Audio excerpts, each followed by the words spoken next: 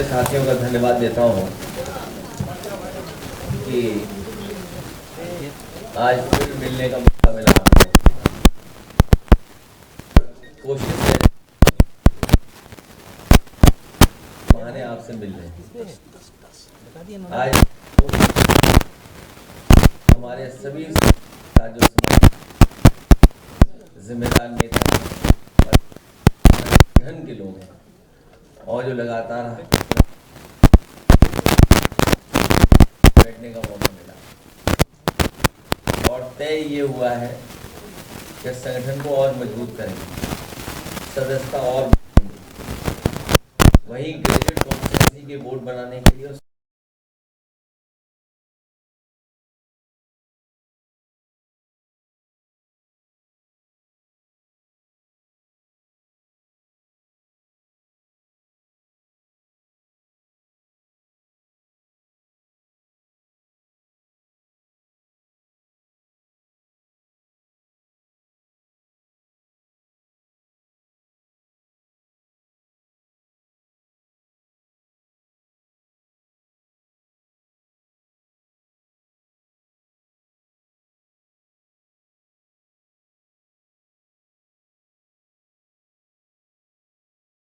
जिनको बहुत पहले खत्म हो जाना चाहिए था, वो आज भी समाजवादी सरकार में काम हो रहे हैं और ये सरकार आज भी उसका उद्घाटन कर रही है।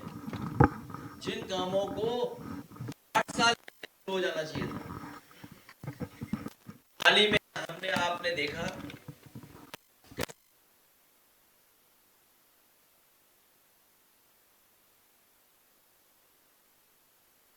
पहले खत्म हो जाना चाहिए था, जिसका उद्घाटन 8-9 साल पहले हो जाना चाहिए था, आज सोचिए कब हो रहा है। और क्या सरकार सुझाव दे रही है एडमिनिस्ट्रेशन का, शासन प्रशासन जब खुद ही अड़ंगा लगाएगा और जानबूझ करके अड़ंगा लगाएगा कि पुरानी सरकार का काम है, तो सफर करेगा ही करेगा स्टेट। तो अगर उन्होंने खुद अड़ंगा ना लगाया होता, जो दूसरों को राय सुझाव दे रहे थे उन्हीं ने अड़ंगा लगाया, जिसकी वजह से अब जाकर के उद्घाटन हुआ इसका। ये एकाध ऐसे प्रोजेक्ट नहीं, न जाने कितने ऐसे प्रोजेक्ट हैं। राजधानी को समाजवादी पार्टी की सरकार में जोड़ा गया आगरा लखनऊ एक्सप्रेसवे से। ये दिल्ली और लखनऊ और हिमाचल को के एक्सप्रेसवे जो बनाया, उसी का एक ऐसा उदाहरण है कि आज उससे अर्थव्यवस्था बढ़ती चली जा रही है। इसके बराबर में मंडियां बननी थी। हमारे मलियाबाद के लोग आए होंगे, जानते होंगे कि आम को लेकर के बहुत शिकायत रहती थी, तो आम के लिए विशेष आम की मंडी जो बनी थी वो जर्जर हो गई, खराब हो गई, आज भी शायद नहीं शुरू हो पाई होगी। जो कोई देखने जाएगा वो खुद महसूस करेगा कि कितनी आधुनिक आम के लिए मंडी बनी थी। जो वहां के किसान हैं, जो बागान से जुड़े लोग हैं, बाग रखते हैं, उनको सहूलियत और सुविधा मिलती। 4 लेन रोड भी दी गई मलियाबाद से हरदोई। अभी क्योंकि दूसरे जिले में इसलिए नहीं जाना चाहते हैं क्योंकि दूसरे जिला जो बिल्कुल लगा हुआ है, सबसे बड़ा इंडस्ट्रियल एरिया डेवलप किया समाजवादी सरकार में, और पेप्सी का सबसे बड़ा प्लांट इंडिया का अगर कहीं बॉटलिंग प्लांट लगा था तो वो संडीला में बिल्कुल मलियाबाद के बगल में लगा था। आपका लखनऊ मेट्रो जितनी बनी थी उतनी ही बनी है, आगे नहीं बढ़ पाई। कैंसर इंस्टीट्यूट, ये रिसर्च इंस्टीट्यूट थी, इसमें पूरे प्रदेश और आपके प्रदेश के बाहर के जितने भी लोग हैं उनको भी इलाज मिल जाता, कैंसर का सस्ता इलाज मिलता, फ्री इलाज मिलता। उन्हें दूसरे राजधानियों में नहीं जाना पड़ता, यहीं पर इलाज मिल जाता। लेकिन इस सरकार ने वो भी काम पूरा नहीं किया। आ रहा है, वहीं अमूल का प्लांट है, पराग का प्लांट है, एचसीएल है, ट्रिपल आईटी है, संस्कृति स्कूल है, प्लासियो मॉल है, एकाना स्टेडियम है, स्पोर्ट्स सिटी है, आगे डायल 100 है, आपका हेडक्वार्टर पुलिस का बनाया,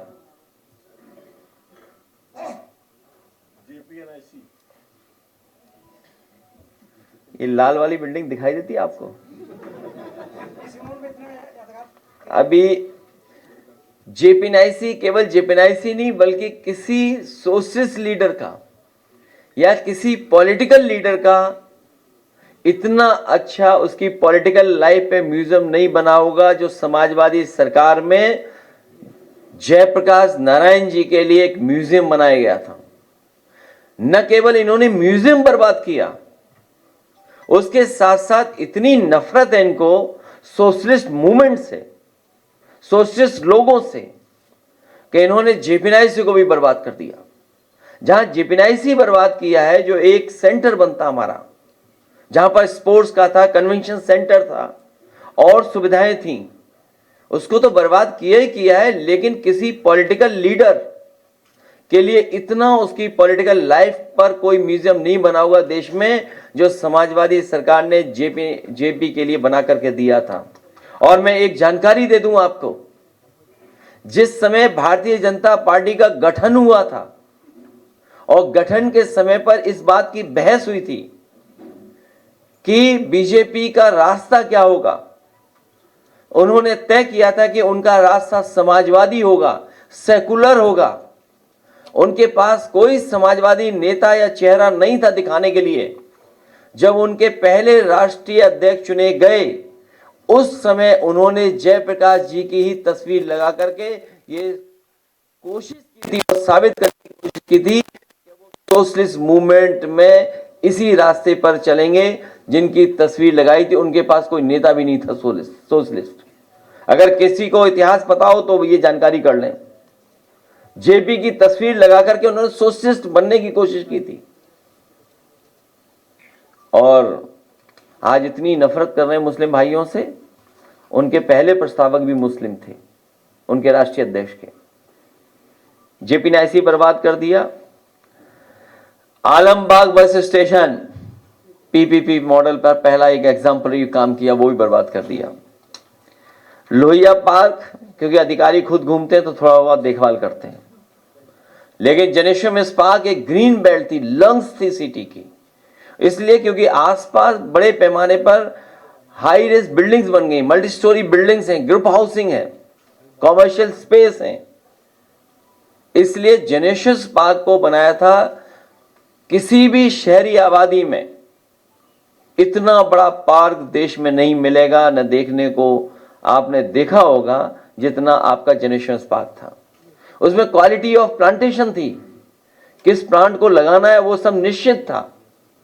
लेकिन इस सरकार को धन बहुत प्यारा है, धीरे धीरे स्पेस उसका भी बर्बाद कर दिया है। केजीएमयू को वो एक प्राइड थी स्टेट की और देश की, उस इंस्टीट्यूशन को और कैसे बेहतर किया जाए उसके लिए काम किया गया। 500 बेड शताब्दी जो एक यूनिट बंद थी उसको चालू किया गया। इतने डिपार्टमेंट चालू किए जो डॉक्टर्स या कभी सोच नहीं सकते थे। जो डॉक्टर्स ने सुझाव दिया वो हम लोगों ने माना और डिपार्टमेंट्स नए बनाने का काम भी केजीएमयू में किया। ऐसे न जाने कितने अनगिनत काम हम आपको गिना सकते हैं लखनऊ के जो समाजवादी सरकार में हुए। किसान बाजार नहीं रहा, वो कैफे बाजार हो गया। और जो किसानों को रुकाने की सुविधा देने का इंतजाम था वो 3 स्टार या 5 स्टार होटल बना दिया गया। सरकार ने अपनी एसेट बेच दी और अपने लोगों को लाभ कमाने के लिए वो बेच दिया गया। प्रदेश भर के बुनकर आर्टिसियंस बहुत बड़े पैमाने पर हैं। कहने को तो ये कहते हैं 1 डिस्ट्रिक्ट 1 प्रोडक्ट, लेकिन उनके लिए बाजार, उनके लिए स्थान, एग्जीबिशन के लिए उनके लिए अपॉर्चुनिटी अगर किसी ने दी तो समाजवादियों ने दी। शिल्पग्राम जो लखनऊ में बना उसको भी बर्बाद कर दिया उन्होंने। और वेदांता, हालांकि इलाज महंगा है लेकिन समाजवादी लोगों की वजह से ही आया वेदांता हॉस्पिटल। अंसल में जितना भी इन्वेस्टमेंट आ रहा है, हाईटेक सिटी, इंटीग्रेटेड टाउनशिप, जो अर्बन प्लानिंग की, अर्बन लिविंग को बेटर क्वालिटी की लाइफ दे, उसके लिए अगर किसी ने काम किया था तो समाजवादी सरकार ने आपकी ये हाईटेक इंटीग्रेटेड टाउनशिप बनाई थी। उसी का एक उदाहरण है कि इतने बड़े पैमाने पर इन्वेस्टमेंट वहां पर आ रहा है। एससीएल जिस समय मैंने उद्घाटन किया था, उस समय और उससे पहले बहुत सारे साथी मुझे जगह जगह मिलते थे। वो कहते थे कि हमारे बच्चे हैदराबाद और चेन्नई या बेंगलोर में पढ़ रहे हैं, माँ बाप से दूर हैं, वो रह नहीं पा रहे यहाँ पर। अगर लखनऊ में होता इस तरह की कोई इंस्टीट्यूशन तो शायद वो माँ बाप के पास रह पाते। तो इसलिए इन्वेस्टमेंट हुआ, हजारों के लोग वहां पर काम कर रहे हैं। तो ये तो कुछ हमने उदाहरण दिए आपको। न जाने कितने फ्लाईओवर, ब्रिज बने, रिकॉर्ड टाइम में बने। इतने कम समय पे कभी फ्लाईओवर नहीं बन सकते थे। लखनऊ में इतने रिकॉर्ड टाइम में। और मुझे याद है उस समय जो एनडी तिवारी जी हम लोगों के साथ आते थे, रहते थे, कई बार वो खुद इंस्पेक्शन पे निकलते थे कि लखनऊ में कौन सा फ्लाईओवर बन रहा है कि कौन सा नहीं बन रहा है। और एक फ्लाईओवर की तो कहानी बहुत लंबी थी। उसको बनाने के लिए न जाने कितना हम लोगों को मेहनत करनी पड़ी। उसके बाद जाकर के वो फ्लाईओवर बना। और जो उनकी शिकायतें थी या जो उनकी चीजें थी कि ये हो जाए, वो सब शामिल करके हम लोगों ने फ्लाईओवर बनाया। ग्रीन कवर लखनऊ का बढ़ाया, रिवर फ्रंट क्रिएट किया। वो एक ऐसा रिवर फ्रंट जो देश के लिए एग्जाम्पल है कि अगर शहर में साफ सुथरी नदी कैसे बहेगी, उसके लिए एक मॉडल हम लोगों ने तैयार किया। लेकिन सरकार ने खुद बर्बाद कर दिया पूरा। पानी तो इतना गंदा है कि अगर आप पास जाओगे तो नाक बंद करनी पड़ेगी आपको। इसलिए हम आपसे कहना चाहते हैं, न केवल ये काम किए थे, लेकिन इस बार हम लोगों ने मन बनाया, सभी समाजवादियों ने, कि भाजपाई बहुत सारे इस तैयारी में हैं कि सीटें बदल लें या टिकट बदल दें। उनकी हिम्मत हो तो उन्हीं क्षेत्रों से लड़ें। हम समाजवादी लोग तैयार हैं उनको उन्हीं के क्षेत्र में जमानत जब्त कराने के लिए। सुनायल के लखनऊ के जो भाजपाई लोग हैं वो क्षेत्र बदलने की तैयारी में हैं। हम लोगों ने मन बना लिया कि इनके क्षेत्र नहीं बदल देंगे, वहां पर विधायक बदल देंगे, समाजवादी विधायक बना देंगे। और 1090 वुमेन हेल्पलाइन सुप्रीम कोर्ट तक ने तारीफ की थी। सरोजिनी नगर के लोग जानते होंगे मिड डे मील, हॉट गरम गरम खाना कैसे पहुंचे। अक्षय पात्र शुरू किया था, न केवल एक शुरू किया था बल्कि उनके साथ एमओयू किए थे कि उत्तर प्रदेश में धीरे धीरे और जिलों में भी शामिल किया जाएगा। बाद में प्रधानमंत्री जी के क्षेत्र में वही एमओयू काम आया जो कभी अक्षय पात्र के साथ समाजवादी सरकार में हुआ था एमओयू। तो बच्चों को समय पर गर्म खाना मिले, स्वादिष्ट मिल जाए खाना, पौष्टिक खाना मिले। और इसी शहर में सबसे ज्यादा लैपटॉप बांटने का काम भी समाजवादियों ने किया।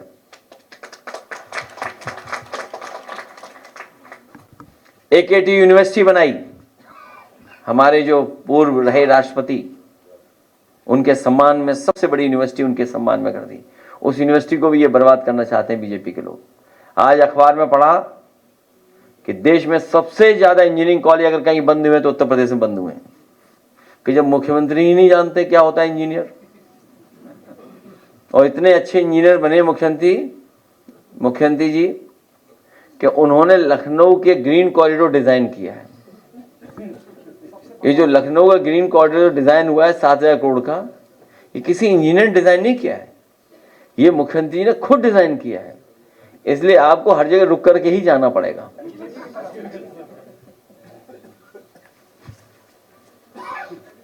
आगामी 20 तारीख से मानसून सत्र शुरू हो रहा है, इसमें कौन से मुद्दे ऐसे होंगे जिनको आप राष्ट्रीय स्तर पर ले जाएंगे?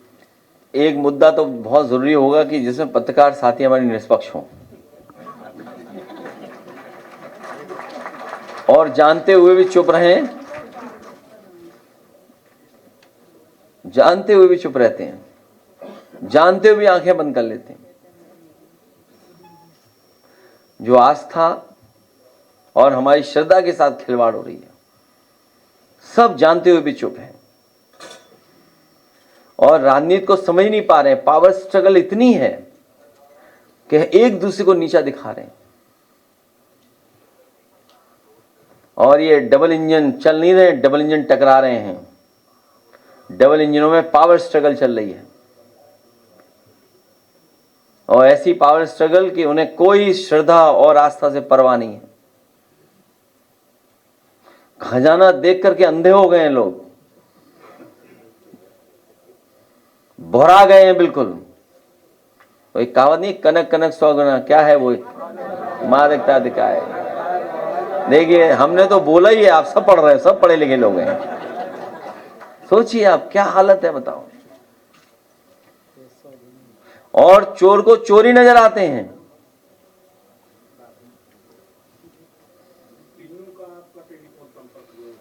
चोर को चोरी नजर आते हैं। आपको भी चोर नजर आ रहा है कहीं? चोर को चोरी नजर आ रहा है। बात तो समझ गए होंगे ना आप? नहीं, चोर चोर भाई, चोर को चोरी नजर आ रहा है ना, क्या कर सकते हैं आप?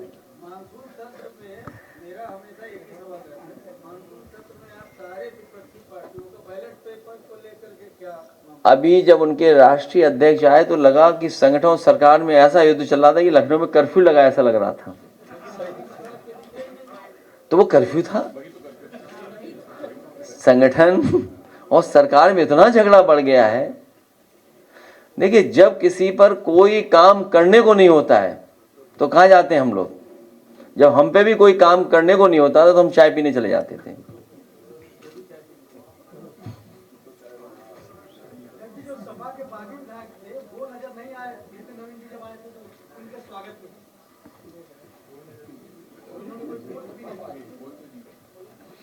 ये तो देखिए, ये कोई सवाल नहीं है। लखनऊ पूछो कोई सवाल बढ़िया, फिर नहीं तो आपको एक वीडियो दिखाएंगे अच्छा जेपीएनआईसी का। सर अयोध्या में जब से चंदा चोरी हुआ है, वहाँ के ई रिक्शा चालक और दुकानदार बहुत परेशान है कि उनकी कमाई बंद हो गई, वहाँ पर लोगों का जाना बंद हो गया। टूरिस्ट वहाँ बहुत कम जा रहे हैं और श्रद्धालु भी नहीं जा रहे हैं। भाजपाइयों के घपलों की वजह से ये सब दुख दर्द उन्हें देखने को मिल रहा है। भाजपाइयों का ये जो घपला है, उसी की वजह से ये सब कुछ हो रहा है।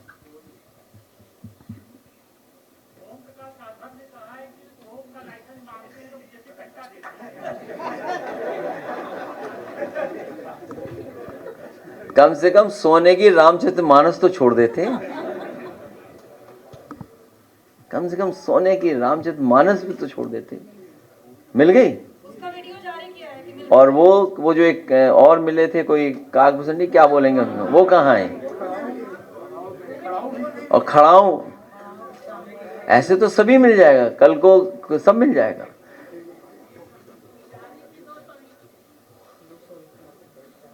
सोचिए, हम लोगों के लिए कहा जा रहा है कि हम लोग किससे संपर्क में हैं। हमारे साथी सही कह रही हैं, उन चोर को चोरी नजर आ रहे हैं सब।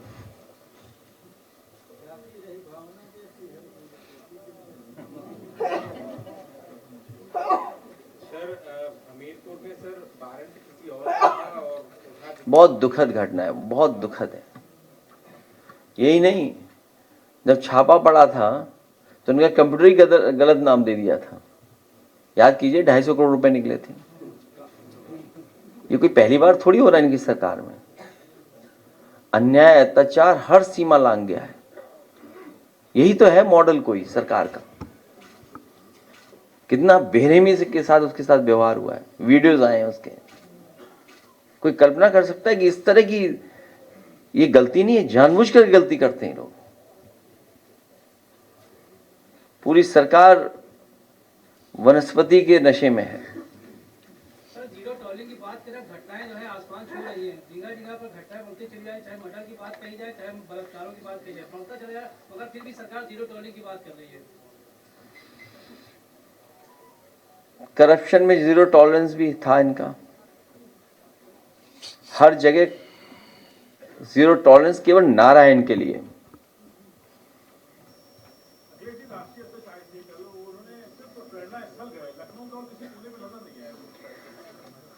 आपने कोई काम किया होता तो सरकार काम दिखाती। सरकार तभी मैंने लिस्ट आपको जारी की है। बीजेपी पे तो इतनी भी जारी लिस्ट नहीं है लंबी। सोचो 10 साल की सरकार में काम नहीं दिखाने को, बताने को।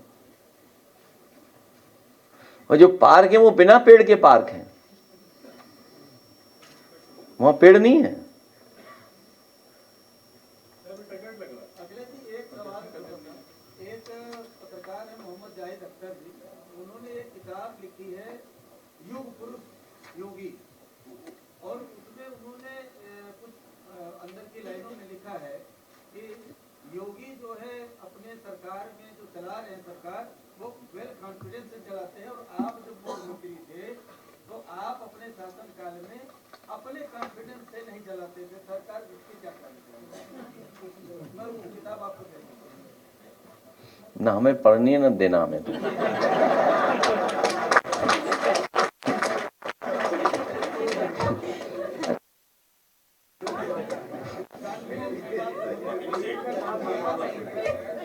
किस पे लिखी है ना किताब?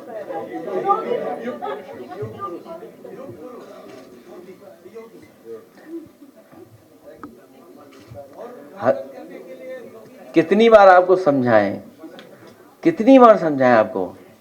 हथेली गरम पुलिस नरम, जिसका दाना उसका गाना। कितनी बार समझाएं आपको? इसलिए उनकी किताब नहीं पढ़नी मुझे, और उनकी पढ़ करके भी क्या पढ़ेंगे आप?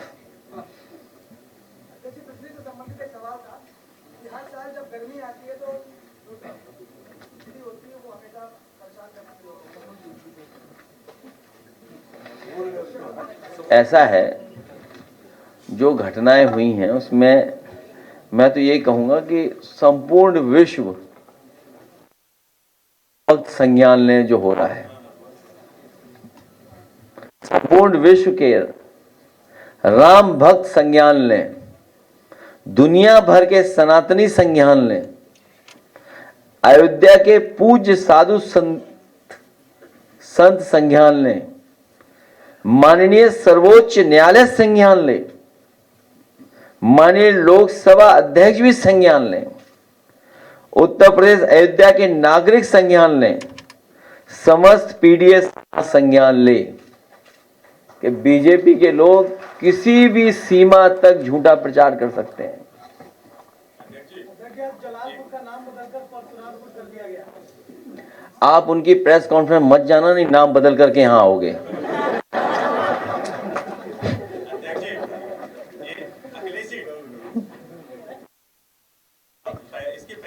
अरे अपना परिचय दे दो, पहली बार आए हो। पहली बार आए हो। जी विजय रहो आप, और आपकी विजय हो आप। चंदा चोर सर आप तो पकड़े गए हैं आप ऑलरेडी। नहीं, अभी कहाँ पकड़े गए? मेरी बात आने तो दीजिए सर। अच्छा हाँ बोलिए। जी मैंने ये कहा कि जो ईडी सीबीआई जो है वो हर जगह आ जाती है, जब भी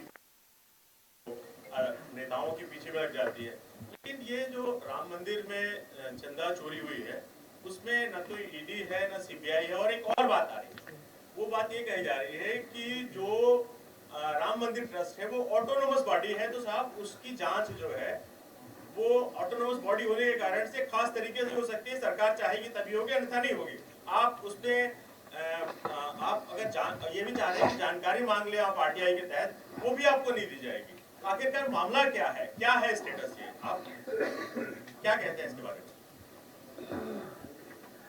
सच्चाई तो ये है कि चढ़ावा चंदा दान चोरों का गिरोह जन आक्रोश का सामना नहीं कर पा रहा है।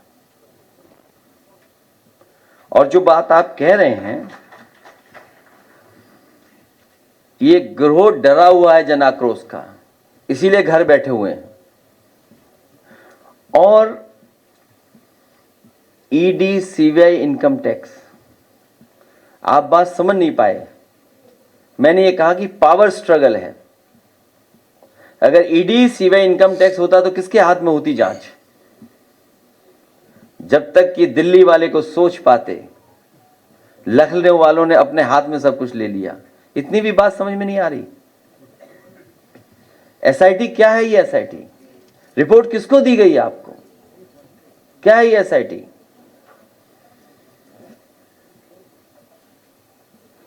तो इतनी भी बात नहीं समझ में आ रही आपको?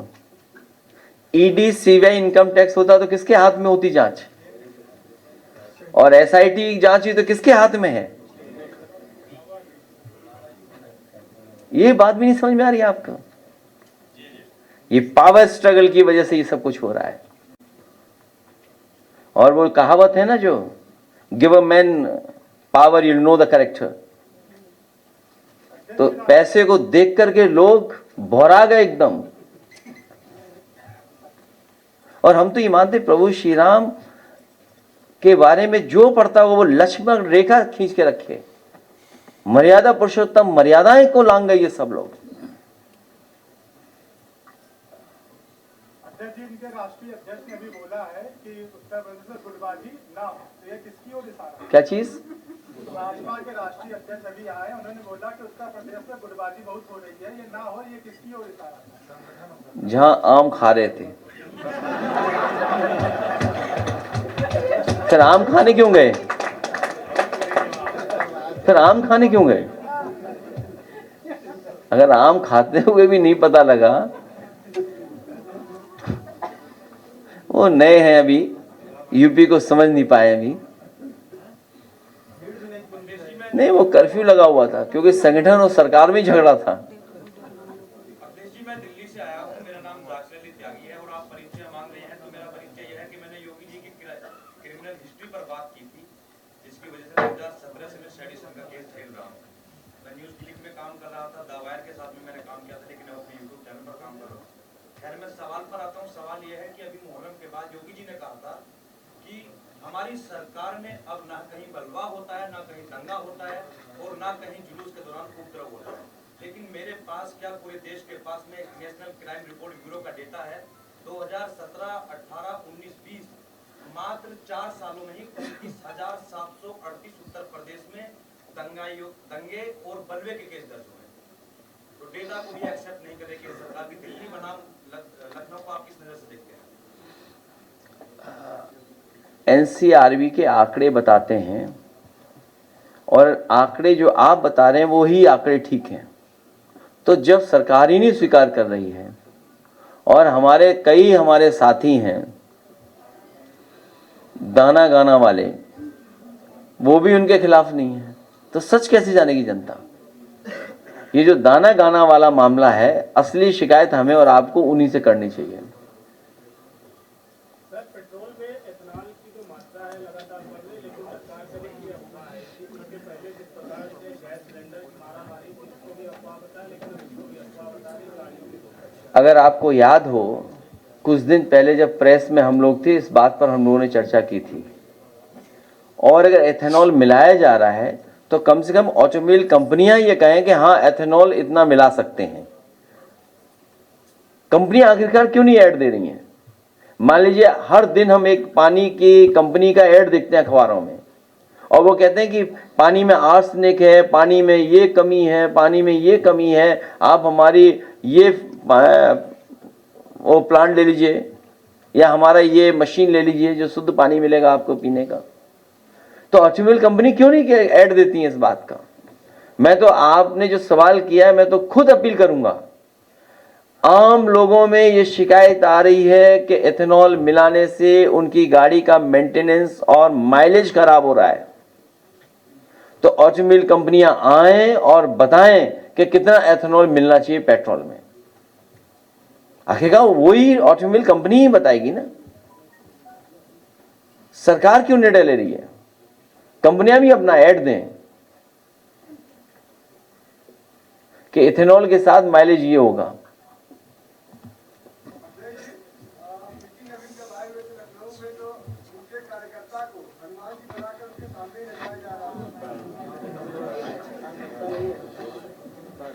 उसमें हमसे मत बुलवाओ, हमसे मत बुलाओ।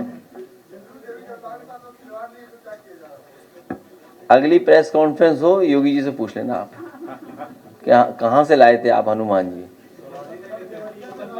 भाई सरकार ही तो लाई होगी हनुमान जी को। हमें तो वो याद है कि जब पहली बार हेलीकॉप्टर से राम लक्ष्मण सीता अयोध्या गए थे, उसमें हनुमान जी नहीं गए थे। उसकी विशेष जांच होनी चाहिए, विशेष जांच होनी चाहिए उसकी, कि आखिरकार हनुमान जी उसमें क्यों नहीं गए थे। हालांकि हनुमान जी तैयार बैठे थे, उसके बावजूद भी उन्हें हेलीकॉप्टर में नहीं ले गए। नहीं, कोई और बात थी उसमें।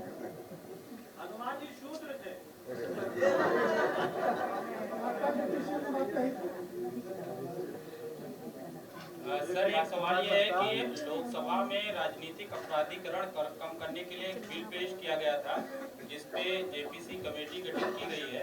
अब 13 तारीख को जेपीसी जो है अपना रिपोर्ट सुपुर्द करने जा रहा है और उसके ठीक बाद जो है मानसून सत्र शुरू हो जाएगा। क्यों इतना लंबा सवाल पूछ रहे हो? आपको अपने मुख्यमंत्री जी का नहीं पता? आते ही अपना केस वापस ले लिया। तो कोई भी मुख्यमंत्री आएगा तो सबसे पहले अपना केस वापस ले लेगा। इस कानून का क्या मतलब हुआ फिर? आप बताइए, इस कानून में क्या ये है प्रावधान कि कोई मुख्यमंत्री अपना केस वापस नहीं ले पाएगा? आरटीआई और बीआईएल को लेकर के केंद्र सरकार ने रोक लगाई। क्यों, और कहीं जाना नहीं? कहीं आज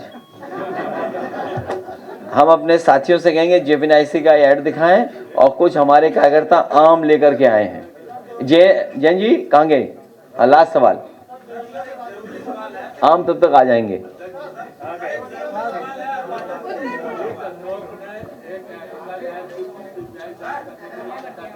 क्या चीज? हाँ हाँ,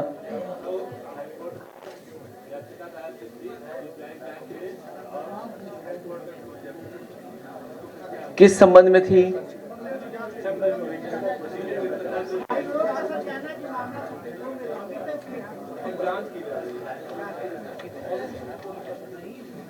अब इस पे कुछ नहीं।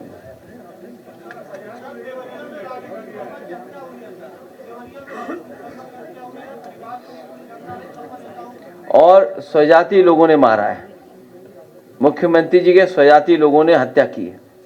और याद कीजिए विश्वकर्मा समाज की बेटी के साथ क्या हुआ था। पूरी पार्टी लड़ने गई थी, उस समय भी न्याय नहीं मिला। और केवल यही नहीं, एक बेटी जो जौनपुर की मिलके गई थी मुख्यमंत्री जी से, सोचो मुख्यमंत्री जी क्या क्या कह करके उसको घर वापस भेजे। तो इस सरकार में न्याय मिल पाना मुश्किल है। जब सरकार हटेगी तभी न्याय मिलेगा।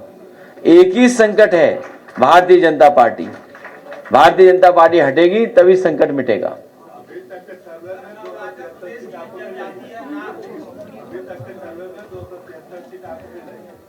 मैं कल रात सपने में ये देख रहा 270 सीट। सच में। ये आपको कैसे पता कि इतना देख रहा था मैं?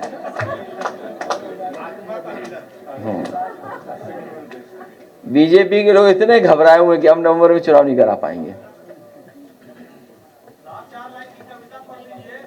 और सच्चाई ये है कि उत्तर प्रदेश की जनता बदलाव चाहती है। किसान को जो सुविधा मिलनी चाहिए वो सुविधा नहीं मिल पा रही है। खाद नहीं, डीएपी नहीं, कीटनाशक दवाइयां कितनी महंगी हैं, मक्का कहीं खरीद हुई नहीं। और आप जानकारी कर लें हमारे पत्रकार साथियों, पूरी मक्का भारतीय जनता पार्टी के नेताओं ने खरीद करके रेट ले लिया है। किसी भी किसान को जो रेट मिलना चाहिए वो नहीं मिला है। भारतीय जनता पार्टी के लोगों ने उन किसानों से लेकर के बीच में दलाली कर करके रेट ले लिया खुद। किसी भी जिले का आप अकाउंट निकलवा लीजिए, किसी भी जिले का आप डेटा निकलवा लीजिए, सब भारतीय जनता पार्टी के नेता निकलेंगे जिन्होंने मक्के का रेट ले लिया। किसी भी किसान को रेट नहीं मिला। लखनऊ की बात हो रही है सर, राजधानी का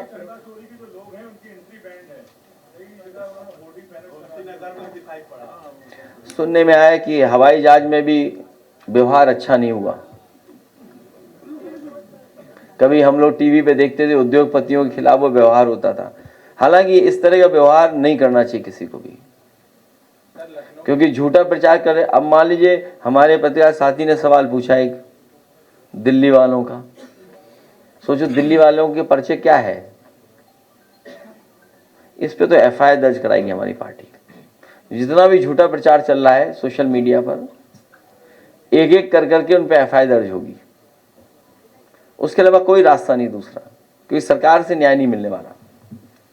सरकार शिकायत सुनती नहीं है, एक ही रास्ता है, न्यायालय। अरुणाचल प्रदेश ये जनजाति है ना, उसका ये दावा है कि चीन लगातार उनकी जमीनें कब्जा कर रहा है, लेकिन जो वहाँ के राज्यसभा सांसद है उन्होंने कहा है कि नहीं, ऐसी कोई जानकारी नहीं है, ऐसी कोई घटना नहीं हुई है।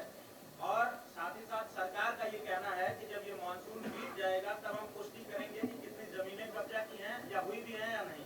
गांव कब्जाने की बात है। ये बहुत ही गंभीर सवाल है। समाजवादी पार्टी का हमेशा पक्ष रहा है कि चीन से खतरा हमेशा बढ़ता चला जाएगा। और अगर हम आज़ादी से पहले और आज़ादी के बाद का इतिहास उठा करके देखें, सबसे ज़्यादा ज़मीनें हमारी छीनी गई हैं चीन के माध्यम से, और चीन ने ही ज़मीन छीनी है, आज़ादी से पहले भी और आज़ादी के बाद भी। सबसे ज़्यादा चीन ने हमारी ज़मीनें छीनी है। भारत की सीमा में सबसे ज़्यादा अगर उल्लंघन किया है सीमा का तो वो चीन की फौजों ने किया। लेकिन सरकारें चुप रहती हैं, हमेशा चुप रहती हैं सरकारें। उत्तर प्रदेश का स्वास्थ्य मंत्रालय बहुत ही बेकार है, ध्वस्त है, दवाइयां असर नहीं करती हैं, 500 mg डोलो खा लो तो भी बुखार नहीं उतरता है। इसको लेकर के क्या कहना चाहिए? प्रदेश पाठक कुछ सुनते क्यों नहीं है? सबसे बड़ी बात है उनके तक पहुंचाओ भी बात तो भी नहीं सुनाई देता उनको। वो अपना क्षेत्र ना बदलें। और स्वास्थ्य विभाग को स्वास्थ्य के इलाज की जरूरत है, स्वास्थ्य विभाग को इलाज की जरूरत है। हालांकि डॉक्टर्स तो अच्छा काम करना चाहते हैं। अभी चौधरी साहब के साथ जो हुआ बीमारी में, मैं तमाम लोगों को धन्यवाद दूंगा जो समय से लेकर के पहुंचा दिया उन्होंने हॉस्पिटल।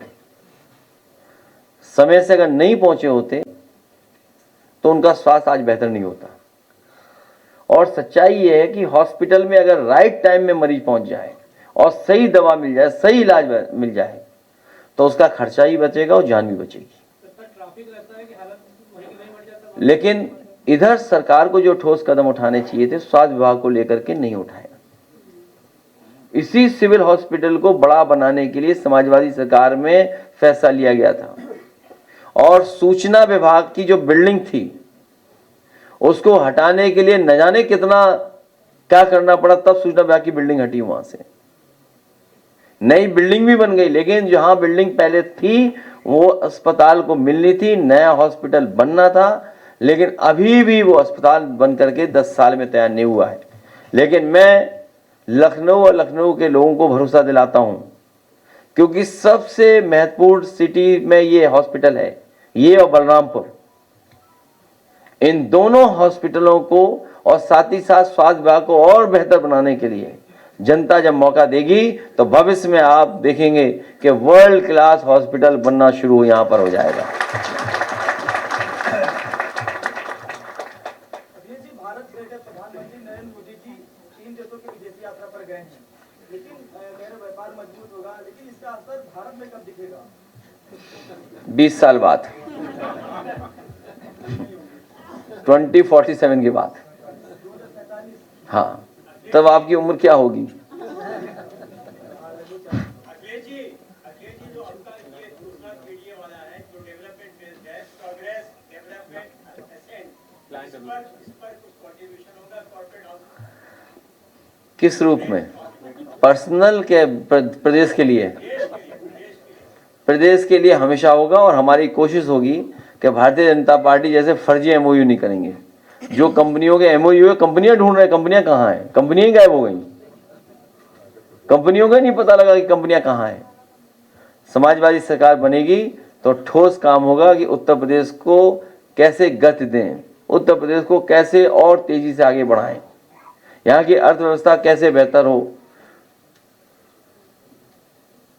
सरकार बढ़ने के लिए मजबूत प्रत्याशी भी ढूंढ कर रखिएगा ताकि वोट चोरी ना हो।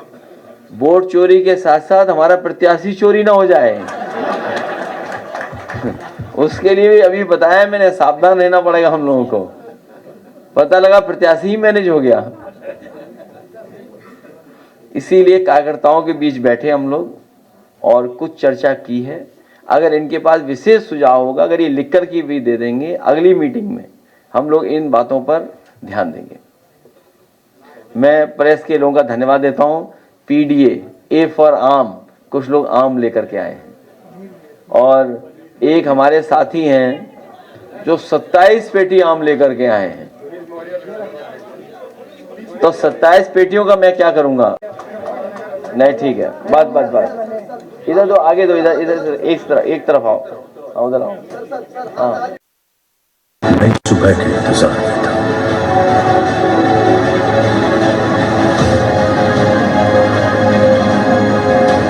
उनके मन में एक ही विचार था, एक ही आशा।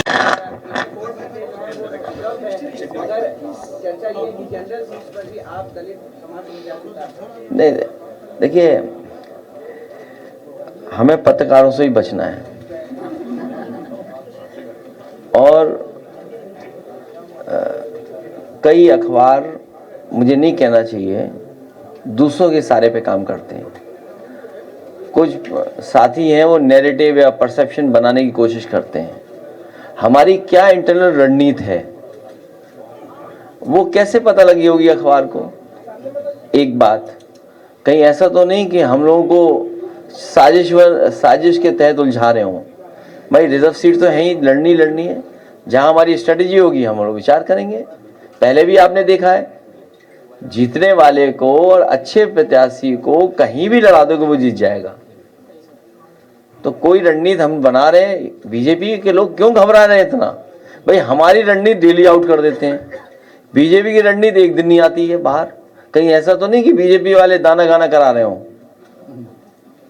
बीजेपी की रणनीति कहां पता लगती है आपको? अभी बीजेपी के लोगों की टिकट कटने जा रही है, मान लो मंत्री का विभाग छिन गया, मान लो जिन मंत्रियों के विभाग छिन गए हैं उसके बारे में बोलना तो चाहिए था। कई हमारे साथी जो उधर चले गए थे, किसी को दिल्ली में कैबिनेट में मंत्री बनना था। भाई दिल्ली की कैबिनेट में मंत्री बनना था, किसी को यूपी की कैबिनेट में मंत्री बनना था। अब यूपी का तो समय खत्म हो गया। अब बेचारे वो क्या करेंगे बताओ? मंत्री बड़ा पद है क्या? संगठन सब मंत्री बनना चाहते हैं। अरे तुम्हें नहीं पता कुछ। नहीं, आप मत पढ़िए, बैठो, बाद में पढ़ देना। रुक जाओ, अभी नहीं, बस पढ़ देना बाद में। नहीं, अब बाद में पढ़ देना बेटा, बाद में पढ़ देना। अपना YouTube चैनल खोल लो या अपने सोशल मीडिया पे जो तुम्हें ज्ञान देना दे दो जाके वहां। यहाँ